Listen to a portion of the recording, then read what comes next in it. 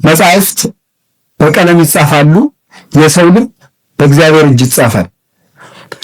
ቃሉ ቃል ነው፣ እንደ ሰሌዳ እንደ ወረቀት እንደ ብራና የሰው ልብ ነው። እንደ ጸሐፊ እንደ እጅ ስልጣነ መንፈስ ቅዱስ ነው። ስለዚህ እስከ ሙሴ ድረስ መጻሕፍት ያልተጻፉት ሰዎች ራሳቸው መጽሐፍ ስለነበሩ ነው ማለት ነው። ከዚያ በኋላ ግን ሰዎች ኃጢአት እየሰሩ የእግዚአብሔር ረድኤት በልቡናቸው እንዳያድር በእናንተ አድሮ ያለውን መንፈስ ቅዱስ አታስመርሩት ብሎ ቅዱስ ጳውሎስ እንደተናገረ ሰው ኃጢአት በሰራ ጊዜ እግዚአብሔር በእሱ ላይ እንዳያድር እሱ ራሱ ከልካይ ግድግዳ አጥር ቅጥር ሆኖ ይከለክለዋል። እግዚአብሔር በእኛ ስራ እንዳይሰራ ለዚህ ነው አንኳኩ ይከፈትላችኋል ሲባል የምናንኳኳው ምንን ነው ብለው ሊቃውንቱ ሲተረጉሙ የምናንኳኳው ልባችን ነው የሚሉት። ሌላ አይደለም። የምናንኳኳው አንኳኩ ይከፈትላችኋል ማለት እኔ እንድገባ ልባችሁን ክፈቱት ነው። እግዚአብሔር በውጭ አስገድዶ ስለማያድን በውጭ ሆኖ ቆሞ የእኛን ፈቃድ እየሻ ይፈልጋል እና ሰው እግዚአብሔር በረድኤት በልቡ እንዳያድርበት በሆነ ጊዜ በልቡ ይጻፍ የነበረውን የእግዚአብሔር ሕግ ከሰሌዳ ከእንጨት ከወረቀት ከብራና መፈለግ ጀመረ። ቀድሞ ከልቡና ይመነጭለት የነበረውን ቃል እግዚአብሔር ዛሬ ግን ለማጥናት በጻይርና በድካም የሚወጣ የሚወርድ ሆነ። ለማጥናትም ወለማረከል ቀለም ጸዋገ ተማያየት ጊዜው አሰርተ ወግለተ ጊዜያት ይላል መቅደም ወንጌል። ጠማማ ቀለም በገጠመው ጊዜ 12 ጊዜ ተመላልሰ አጥናው። ጠማማ ቀለም ሲገጥም አልጠና ሲል ስንት ጊዜ ነው የሚጠናው? በሐዋርያት ሃይማኖት፣ በሐዋርያት ክህነት፣ በሐዋርያት ሃይማኖት፣ በሐዋርያት ክህነት፣ በሐዋርያት መስዋዕት ጸንተ አጥናው ለማለት ነው እንጂ 12 ጊዜ ለምን 15 ሳይሆን ካልያዝኑ 100 ጊዜ ልናጠናው እንችላለን። ቁጥሩ የሚያመለክተው በቅዱሳን ሐዋርያት ስም የሚተረጎም ትምህርት ሁሉ ለድነት ያበቃል። እስራኤል ከዮርዳኖስን ሲሻገሩ 12 ድንጋይ ተሸክመው የተሻገሩበት ምክንያት እሱ ነው። ዋናው መሰረታዊ ክህነትም ሃይማኖትም ስርዓትም ድነትም መስዋዕትም በሐዋርያት ሰንሰለት የመጣ እንደሆነ ለድነት ያበቃል ማለት ነው። ይሄንን ካልን ስለዚህ መጽሐፍ ቁጥር መጽሐፍ የተጀመሩ ሲጀመር ለመጽሐፍ ቅዱስ ቁጥር የሰጡት አሞኒዮስና ዮሳብዮስ ናቸው። ሐዋርያት ዝም ብለው ጽፈው ነው ያመጡት እንጂ ቁጥር፣ ምዕራፍ፣ ህዳግ አልጻፉም። አብይ ቁጥር፣ ንዑስ ቁጥር አልጻፉም። እነሱ ሐዋርያት እንደ ዘላን ናቸው። ዘላን ታውቃላችሁ፣ ከብትና በግ የሚያረባ ነው አይደል? መርቶ አምጥቶ ያስረክባል እንጂ አርዶ አይሰጥም። ስለዚህ ሐዋርያት ከክርስቶስ የተረከቡትን በግ ነው። ጥቅስ ማለት በግ ነው። በጉን አምጥተው አስረከቡ። ከዛ በግ አራጁ ደግሞ ፈትቶ ቆዳውን ገፎ ብልቱን በስልት አውጥቶ በምግብ እንዲገባ አድርገው ያቀረቡት ቅዱሳን ሊቃውንት ናቸው። ሰው ማወቅ የሚገባ አንድ ነገር ቢኖር ያለ መጽሐፍ ቅዱስ ቤተክርስቲያን ልክ አትሆንም እንደምንለው ሁሉ መጽሐፍ ቅዱስም ያለ ቤተክርስቲያን ልክ እንደማትሆን ማወቅ አለብን። ያለ ቤተክርስቲያን መጽሐፍ ቅዱስ ልክ አይደለችም። መጽሐፍ ቅዱስ ልክ አይደለም። ያለ መጽሐፍ ቅዱስ ቤተክርስቲያን ልክ አይደለችም ማለት ነው። መጽሐፍ ቅዱስ ትክክል መሆኑን ያወቅነው ትክክል የሆነች ቤተክርስቲያን ስላለች ብቻ ነው እንጂማ የፈላስፎችን ሁሉ መጽሐፍ አብረን እየቀረጽን መጽሐፍ ቅዱስ እንለው ነበር። እንዳንለው እኮ ጠበቃ ቁማ ጠብቃ የሰጠችን ቤተክርስቲያን ናት። አወራርደው ጥርስ ለሌለው ወተት አድርገው ጥርስን አወጣ አጥንቱን የሰጡት ቅዱሳን ሊቃውንት ናቸው። ያለ እነዚህ መኖር አይቻልምና ኦርቶዶክሳዊት ቤተክርስቲያን ምንጊዜም መጽሐፍ ቅዱስን ሕይወት ላይ ስለምታስረብበው ቁጥርና ምዕራፍ ላይጠቀስ ይችላል ነው። ግን ፈርቻ አይደለም እጠቅስላችኋለሁ። ለዚህ ምስክሬ ማናት ነው? ማርያም ናት። ግን ይሄንን አጠር አድርገን ለማየት ያክል የምንወስደው ትንቢተ ኢሳይያስ ምዕራፍ 7 ቁጥር 14 ነው መነሻ የምናደርገው ማለት ነው። ወናውኬ ይወክሙ እግዚአብሔር ትእምርተን፣ እግዚአብሔር ራሱ ምን ይሰጣቸዋል ነው? ምልክት ይሰጣቸዋል። ያ ምልክት ነው ምስክር ያለው ማለት ነው። ምልክት ማለት ተአምር ማለት ነው። ተአምር ማለት ምስክር ማለት ነው። ተአምር ማለት ምልክት ማለት ነው። ምልክት ማለት ምስክር ማለት ነው። ስለዚህ እግዚአብሔር ምልክት ይሰጣቸዋል። የእግዚአብሔር ምልክት ይሰጣቸዋል። የምን ምልክት? የድነት ምልክት፣ የሃይማኖት ምልክት። የሃይማኖት ምልክትና የመዳን ምልክት የሚሆን ምልክት እግዚአብሔር ይሰጣቸዋል ነው። ስለዚህ አሁን አንድ ሰው ለመዳን እግዚአብሔር የሰጠውን ምልክት ካልያዘ በቀር ሊድን አይችልም። እግዚአብሔር የሰጠውን ምልክት ይዞ ካልዳነ ማን የሰጠውን ምልክት ቢይዝ ሊድን ይችላል? ዲያብሎስ የሰጠውን፣ ፈላስፎች የሰጡትን፣ ዓለም የሰጠችውን ወይም ስጋዊ ደማዊ ሰው የሰጠውን፣ ስጋዊ ደማዊ ነገር የሰጠውን እንዲያ ደግሞ ሊሆን አይችልም። ቅዱስ አትናቴዎስ ምን ይላል? መቅድመ ኩሉ ከመ ትጽና በርትዕት ሃይማኖት ወላይቱ ኢታጥን ዘንተ እማለ ሥጋ ወደም እስመ ለሊሁ ይቤ ብፁዕ አንተ ስምዖን ወልደ ዮና እስመ ይከሰተ ለከ ዘንተ ዘሥጋ ወደም። ወዳጄ ሆይ ከሁሉ አስቀድመህ በጸናች ሃይማኖት ትጸና ዘንድ ጽና፣ በርታ። መጽናት እንዳለበት ከነገር ሁሉ አስቀድመህ የቀናች ሃይማኖት ማወቅህን አስተውል። ይህንን የቀናች ሃይማኖት ደግሞ ይህን የቀና ሃይማኖት የጸና ሃይማኖት ከሥጋዊ ከደማዊ መምህር አትማር። እንዴት ትለኝ እንደሆነ ባለቤቱ ቅዱስ ጴጥሮስን ያደነቀ ከሥጋና ከደም ባለማምጣቱ ነውና ብሎ ይነገራል። ስምዖን ሆይ አንተ ብፁዕ ነህ ብሎ ያመሰግነው ከሥጋ ከደም ያገኘው ሁሉ በማምጣቱ ሳይሆን ከሥጋና ከደም ባለማግኘቱ ነው። ብፁዕ ልትሰኝ ብትሻ ብፁዕ ልትሆን ብትሆን ከሥጋዊ ደማዊ መምህርን ሽሽ ተወው ነው። መንፈስ የሆነ እግዚአብሔር ለመንፈሳውያን ይገለጣልና በመንፈስ እዝን ብለህ በመንፈሳውያን ተቃኝተህ መንፈስ የሆነ እግዚአብሔር ስማ። በዚህ ነው እኮ ቅዱሳን ሊቃውንት እነ ቅዱስ ጎርጎርዮስም እነ ዮሐንስ ወንጌላዊ ነባቤ መለኮት እንላቸው። ነባቤ መለኮት ማለት መለኮትን የሚሰብኩ በመለኮት የሚሰብኩ ማለት ነው። በመለኮት ተቃኝተው የሚሰብኩ ሰው ስሜት ቃኝቶት ይሰብካል። ነገር ሳብ ቃኝቶት ይሰብካል። ቅናት ቃኝቶትም ይሰብካል። ቅዱስ ጳውሎስ ታስሮ ሳለ ብዙ ሰባኪ ተነስቶ ነበር እና ቅዱስ ጳውሎስ ይንደደው ብለው የሚሰብኩም አሉ ይላል። ጳውሎስ እንደደው ብለው የሚሰብኩም አሉ። በጳውሎስ መከራ እናጽናበት ብለው የሚሰብኩም አሉ ማለት ተመልከቱ። ዛሬም እሱ ያስተማራቸው ሰዎች ስብከት እየሰበኩ ነው ተብሎ በጳውሎስ ላይ እስራት እንዲጨመርበት የሚሰብኩም አሉ። በዚህም ብሎን የሚሻው ክርስቶስ መሰበኩን ነው ብሎ ተናግሯል ማለት ነው። ጥናት ቃኝቷቸው የሚሰብኩም አሉ። ነገር ቃኝቷቸው፣ ዘር ቃኝቷቸው፣ ፖለቲካ ቃኝቷቸው፣ ጥቅም ቃኝቷቸው፣ ክብር ቃኝቷቸው፣ ገንዘብ ቃኝቷቸው ይሰብካሉ። ግን በድንፃ መለኮት ተቃኝቶ የሚሰብኩ በድንፃ መንፈስ። ለዚህ ነው አባዬ ዘጋስጫ በድንፃ መንፈስ ዝብዲ አውታረ መሰብኮ ለልቤ ወአስተንፍስ ውስታፌ ከመ ይኩን እንዚራው ለበኩርኪ። አንቺ እመቤታችን በመንፈሳዊ ድንፃ ማለት የመሰንቆ መምቻ ማለት ነው። የመሰንቆ መምቻ ያን መሰንቆው ተመልከቱ። መሰንቆው ሲመታ መቃኛት ሲመታ ድምፅ እንዲያወጣ በመንፈሳዊ ድንፃ ነን ቃኝተሽ ምን ወአስተንፍስ ውስታፌ ረድኤት መንፈሳዊን አሳድሪብኝ ብልና የልጅሽ መንዚራ ለመሆን አብጪኝ ብሎ ይነገራል። በመንፈስ ቅዱስ የተቃኘ እንደሆነ ነው እንዲያው ነው የእግዚአብሔር እንዚራ ለመሆን የሚበቃው እና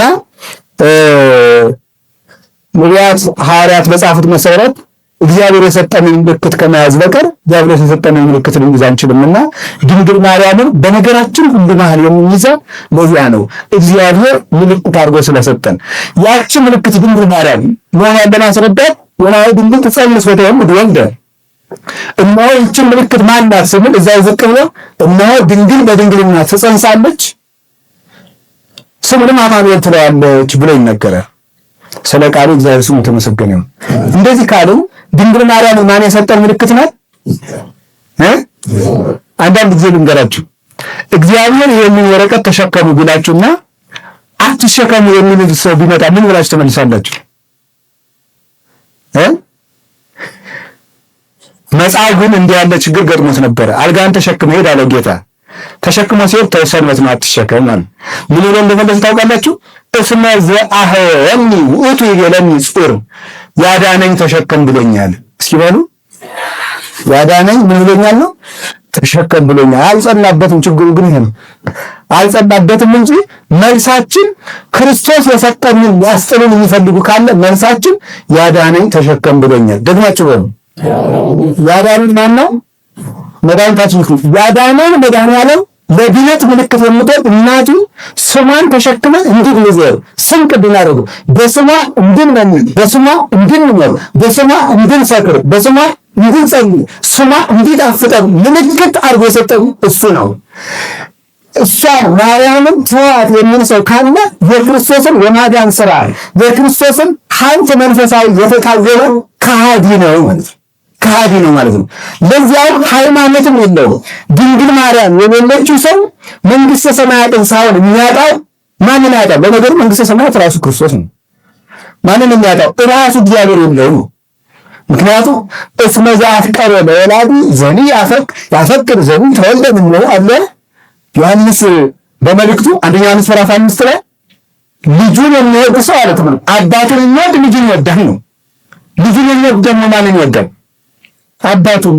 ስለዚህ ክርስቶስን በመውደዳችን አብን የሚወደው ከሆነ ክርስቶስ ያለው ሰው አብ ያለው ከሆነ ክርስቶስ ያለው ሰው እናቱ ያለችው እንደዚህ ነው። ልጅ ያለው አብ ያለው ብቻ ነው የሚባለው። ልጅ ያለችው እም አለችው እኮ አብ ማለት አባት እኮ ነው። ልጁ ያለው ወልድ ያለው አብ ያለው ካል ወልድ ያለው እም አለችው። እም ማለት ምንድን ማለት ነው?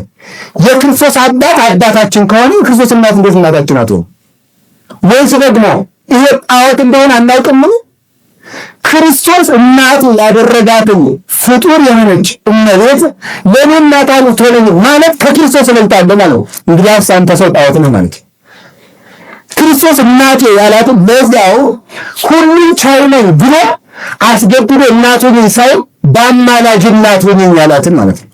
መልአክ እኮ እንደው የሚፈራ ሰው አማላጅ የሚላክበት እግዚአብሔር ለድንግል ማርያም አማላጅ ልኮ ቅዱስ ገብርኤል በቅዱስ ገብርኤል አስለምኖ እሺ ስትል ፈቃዷን ጠይቀው እናት ያደረጋት። እንግዲህ ከተሚተኛ ድሃ እግዚአብሔር ይሰውራል። እንደዚህ ካልን የእመቤታችን ምስክርነቷ ወይም ምልክትነቷ ምንድን ነው? ይህን ቅዱስ ኤራቅሊስ ሃይማኖተ አበው ኤራቅሊስ የአንጾኪያ ሊቅ ነው። ምን ላይ ይናገራል? ሃይማኖተ አበው ምዕራፍ 49 ቁጥር 48 ላይ እንዲህ ይላል። ብዙ ታምር አለ። አሁን በዚህ በየቴሌቪዥኑ ታምር የሚያደርጉ ሰዎች አሉ፣ ግን ታምርን አላወቁትም። ታምረለት ብለው ምን ማንቱ ታምራት አለው። ታምር ማለት ምን ማለት ነው ትለው እንደሆነ ይላል። ወምን ትውቱ ጽንስን በለዘር ያለ ዘር መጽነስ ምንድን ነው ብዬ መልስልሃለሁ አለ። ወምን ትውቱ ወሊድ ዘመለማ ብዲት ወዘመለማ ወዘመላስ ድንግልና ድንግልና ሳይለወጥ ማለት ምንድን ነው ብዬ መልስልሃለሁ። ድንግል ኮነት ወላዲተ ወነበረት በማይተነ ድንግልና ድንግል እናት ሆነች። እናት ስትሆን ድንግልና አልተለወጠም። ድንግል ስትሆን እናትነት አልቀረባትም። ይህ ምንድን ነው ብዬ እመልስልሃለሁ። የትኛው ይመጣል? አይኑ መንክር ደምነው መከመናንክም ልናደንቀው የሚገባን ድንቅ ኧረ ምንድን ነው ይላል። ባህር የከፈለው ሙሴ በትር ነው፣ ዳመና ያሻገረ ክርስቶስ መስቀል ነው። መና የተቃጠረባት መሶብ ላይ ህብስተ ሕይወት ክርስቶስን ያመጣች የሕይወት እንጀራ እናት አማናዊት መሶበ ወርቅ ድንግል ማርያም ናት። አብዲስ ሊቀ ጳጳስ ዘረኑ ይላል ሶለ ወለደት ብእሲት አምጻት ወተለዓለም ሴቲቱ አካላዊ ቃል በወንጌል ጊዜ በሩ የነበረው ዓለም ሕይወት ይዛለት መጣች ይላል። ሕይወትን የወለደች ከነዓን አግብታ የምትቆም ጎሞርን የምትሸከም መሰርተ መና የምትሆን መሲህ ናት ድንቅ የምትባለው። አንተ አይሁዳዊ ስማኝ ይላል። ጎሞር እግዚአብሔር መና ከሰው ደመናው አውጥቶ ነበር ብለ ለዚያ ምልክት የምታደርጋት ጎሞር ሙሉ መና ተሰፍሮ የሚቀመጥባት ዘጸአት 16:17 የተቀመጠችው መሶብ ትሻላል ወይስ የሕይወት እንጀራ ክርስቶስን ያመጣችው መሶብ ትሻላለች ወይ? ስለዚህ ለአማኝ ታምር ማለት ምን ማለት ነው ሲባል ታምር ማለት ድንግል ማርያም ናት። እስኪ ባሉ ታምር ማለት ማለት በነቢያትም መጽሐፍ በሐዋርያትም መጽሐፍ የዚህ ሁሉ የመጨረሻቸው ታምር ቅድስት ድንግል ማርያም ናት። ሰው ለማመን ምልክት እፈልጋለሁ ምን ካለ በቡጢ ደብድበን በቁልቁል መተን ሰይጣን ልናወጣለት አንችልም። እንዳምን ታምር አድርግልኝ ምን ካለ እንድታምን ከፈለግ ታምር ድንግል ማርያምን እናሳያለን። ታምር አሳየን ብሎ እዚህ የሚጠይቅ ካለ እዚህ ውስጥ ማለት ነው በኢየሱስ ስም ወጣ ብዬ ጋር እናሰጣላችሁ አልችልም። ታምር ማለት ድንግል ማርያምን ማመን ታምር ነው። በአምላክ መወለድ ታምር ነው። በድንግልና እንደውም አላችሁ ጌታችን መድኃኒታችን ኢየሱስ ክርስቶስ ለስም አጠራሩ ክብር ምስጋና ይግባውና እሺ ወደ ኋላ እንመጣበታለን። ስለዚህ ታምር ድንግል ማርያም ከሆነች ድንግል ማርያም የምን ምስክር ናት የሚለውን እኛ ትምህርታችን እንቋጨዋለን። ድንግል ማርያም እመቤታችን የምን ምስክር ናት ነው? የምን ምስክር ናት? አንደኛ የአብ የወልድ የመንፈስ ቅዱስ ምስክር ናት። እሱ ነው የመጀመሪያ የምናየው ማለት ነው። አሁን ብዙ ሰዎች ማርያም ስንል ኢየሱስን ለምን የምዘነጉት የሚሉ ሞኛሞኞች አሉ። የሞኝ ልቅሶ መልሶ መላልሶ እንዲሉ ማርያም እስኪ አሁን አንድ ጥያቄ ልጠይቃችሁ። ሰማይ ሰማይ ሰማይ ሰማይ ብል እግዚአብሔር ረስቷል? ምክንያቱም ሰማያት ይነግራል። ስብሐት ለእግዚአብሔር። ሰማያት የማንን ክብር ይናገራሉ? አሁን ስለዚህ ቃሉ ሙሉ ሰማይ ሰማይ ስል ማን ማለት ነው? እግዚአብሔር ማለት እኮ ሰማይ ሰማይ ስል ሰማይ አይለወጥም፣ እግዚአብሔር አይለወጥም። ሰማይ አይሰበርም፣ እግዚአብሔር ጽኑ ነው። ሰማይ ብሩህ ነው፣ እግዚአብሔር ብሩህ ነው ብዬ መናገር እኮ ነው። ሰማይ ሰማይ ስል እግዚአብሔር ማለት ነው። ምድር ስል እግዚአብሔር ማለት ነው። በፍጥረታት ውበት የፈጣሪ ውበት ይታወቃል። በፍጥረታት ውበት የፈጣሪ ውበት ይታወቃል። ምክንያቱም እሱ ትንቢተ ኢሳይያስ ምዕራፍ 43 ላይ እንደነገረ ሁሉንም ወለፊቱ ሁሉ ፈጠርኩ ለክብሬ፣ ሁሉንም በክብሬ ፈጥሬዋለሁ ብሎ ተናግሯል። ፍጥረት ሁሉ እንኳንስ እናቱ ፍጥረት ሁሉ ለእግዚአብሔር ምስክርነት የተፈጠረ ነው። ፍጥረት ሁሉ ለእግዚአብሔር ምስክርነት የተፈጠረ ነው። እንዲህ ካልን እመቤታችን ድንግል ማርያም እንኳንስ ሃይማኖትን መጋረጃ ናት። የብርሃን መጋረጃ እንጂ የጨለማ መጋረጃ ግን አይደለችም። ምልክትነት ያለ ምንድን ነው? አብን የመንፈስ ቅዱስ ምልክት ናት። አንደኛ እንዴት ያ ምልክት ትሆናለች? እንዴት ያው የሁሉ መልክዓ ለእግዝእትነ ማርያም መልክዓ አምላክ የእመቤታችን መልኳ የማንን መልክ ይመስላል? ስለዚህ የአብን መልክ ይመስላል፣ የወልድን መልክ ይመስላል፣ የመንፈስ ቅዱስ መልክ ይመስላል። የአብን መልክ እንዴት ነው የምትመስለው? አብ ያለ አባት ወለደ፣ ያለ እናት ወለደ። ድንግል ማርያምስ ይገርም እንጂ ያለ አባት ወለደችው እንጂ ያ ምልክቱን አይቀመች ነው። አብ ያለ እናት መውለዱን መረዳት የሚችለው ድንግል ማርያም ያለ አባት መውለዷን ያመነ ሰው ነው። ግን የድንግል ማርያምን ምልክትነት ያላዘ ቀዳማዊ ልደቱ አይገባም። የቀዳማዊ ልደቱ አለመመርመሩን የምናውቀው ዳህራዊ ልደቱን አለመመርመሩን አይተን ነው። አብ እንዴት እንደወለደ የማናውቅ ብቻ አይደለም፣ ድንግል ማርያም እንዴት እንደወለደችው የማናውቅ መሆናችን እንጂ የሚደንቀው አባጀን ዘጋስጫ እንዲህ ላይ መጽሐፈ ምስጢር ላይ ለቀዳማዊ ልደቱ አመስጠሮ ወለ ዳህራዊ ልደቱ አመንከሮ ይላል። ቀዳማዊ ልደቱን ሰወረው፣ ዳህራዊ ልደቱንም ድንቅ አደረገው። ድንቅም ስውር ነው። ቅዱስ ትንቢተ ኢሳይያስ ምዕራፍ 9:6 ታነቡ ስሙን ድንቅ መካር አያል ቅዱስ ባስልዮስ ዘቂሳርያ ሃይማኖተ አበው ላይ ይወስድና ምዕራፍ 33 ላይ ድንቅ ማለት ምን ማለት ነው ይላል። የክርስቶስ ለምን ድንቅ ተባለ? አይምሮ መርምሮ የማይደርስበት ነገር ሁሉ ምን ይባላል አለ? ድንቅ ይባላል። ወንተዘ እስመ ኢሳይያስ ሰማየ መንገረ ወመድመነ። ስለዚህ ኢሳይያስ ክርስቶስን ድንቅ አለ። ቀዳማዊ ልደቱም ዳህራዊ ልደቱም የማይመረመር ነው ሲል ድንቅ አለው። የመጨረሻ የድንቅ መጨረሻ የድንቅ መጨረሻም መጀመሪያም እግዚአብሔር ነው። ድንቅ ተብሎ መጠራት የሚችል ብቸኛ ስም ያለው እግዚአብሔር ስም ነው ድንቅ ማለት። ስለዚህ ያለ እናት መውለዱን ያለ አባት በመውለድ ያሳየችን የአብ ምልክት ቅድስት ድንግል ማርያም እመቤታችን ብቻ ነው አንድ። ስለዚህ አብ ወልድን ያለ እናት ወለደው። እውነት ነው እንጂ ማስረጃ የታያችሁት እኮ ዘወር ሲል ዘወር እኮ እንደኛ ነገር እኮ ከዚህ ስንል ሊቅ የመሰል ይመስለናል። አንድ መናፍቅ ሁለት ጥቅስ ይዞ ሲመጣ ወገብ ያዝናል። ቁጭ ምንድነው ማራዚ ማረገባቸው አለ ቅዱስ ጳውሎስ። ምን አይመነቱ ዳንሳ ብላቴ ፍና ተሳልቆ ነው ቅዱስ ጳውሎስ እየተሳለቀባቸው ነው ይላሉ ይቃሉ። እናንተ የገላትያ ሰዎች አረ እንደው ከመዝኑ አብዳን አንቺ እንዲህ አላችሁ ሞኞች ናችሁ። ቢወጣንኩም ዘመንፈስ ቅዱስ የመንፈስ ቅዱስን ሥራ ጀምራችሁ ደግሞ ወደ ስጋትም ለበዙ እንዲህ እንድታረጉ ማን አዚም አስተማራችሁ? አሁን ቢቃውንቱ ይላሉ ምን አዚም ነው እንዲህ ያደረገባችሁ ማለት ሲገባው ቅዱስ ጳውሎስ ለምንድን ነው ማን አደረገባችሁ ብሎ አዚም አድርጋችሁ የሚጠይቅ እየተሳለቀባቸው ምን ነው ይሄስ ጥሩ አዚም ነው የምንም ማረው ሰው የሚገርሙ ብሎ እየተሳለቀባቸው ማለት ነው። በፍና ተሳልቆ እና ለምን የምንማረው ማን ይዘው እሺ አብ ያለ እናት ቅድመ ዓለም ወለደው። እውነት ነው እንጂ ማስረጃ እመቤታችን ያለ አባት ወለደችው። እመቤታችን ሃይማኖትን የምትገልጥ ናት የሚባለው ለዚህ ነው። መሰረተ ሃይማኖት እንደው መሰረተ አሚን ግድ አሚን የመሰረተ ሃይማኖት ይላል አባ ጊዮርጊስ በረባር ጋር ነው የሃይማኖት መሰረትና ግድግዳ ይላል። ቅዱስ ቄርሎስ አንድ ሃይማኖት ዘእስክንድርያ ደግሞ ሲላል ደግሞ መጽሐፈ ግዛን እንተ ብፁዕ ተጽፈ ግዛነ ኩሉ ዓለም ይላል። አንቺ የነጻነት ደብዳቤ የዓለም ሁሉ ነጻነት የተቀረጸብሽ የሃይማኖት ሰሌዳ ይላል። ሃይማኖት ተቀርጾ የተመደበባት የሃይማኖት መለኮታዊ ሰሌዳ ድንግል ማርያም ነው። ሃይማኖትን ተጽፎ ያነበብነው የተረዳነው የተማርነው መዝገበ ሃይማኖት እመቤታችን ናት። የድንግል ማርያም ማኅፀን መዝገበ ሃይማኖት በልብ ህልው ሆኖ የሚኖረውን አካላዊ ቃል ሥጋ ለብሶ እንድናነበው ያደረገችን ማለት ነው።